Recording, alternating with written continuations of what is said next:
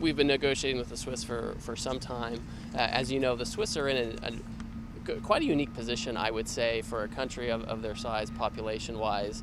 The size of their trade surplus in the United States is quite significant, and so we've really been wrestling over the past several months with the Swiss on how to eliminate this trade deficit. Remember, that's the basis for the entire tariff program, and so working with the Swiss, what we've done is we've identified the areas and the reasons why we have a big deficit with them in goods, and it really boils down to things like pharmaceuticals, gold, right, trade in gold, and a handful of other things.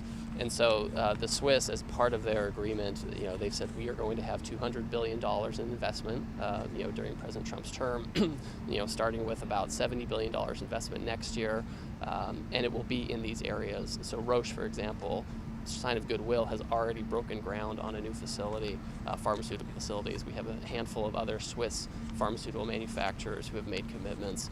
We have Stadler that does railway equipment. They've made a commitment.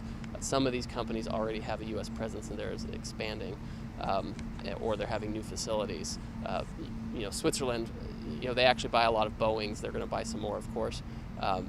But they often will take delivery of those Boeings in other countries, and so they're in some ways they're not getting credit in their trade numbers for those Boeings. They'll take delivery in Switzerland, is my guess.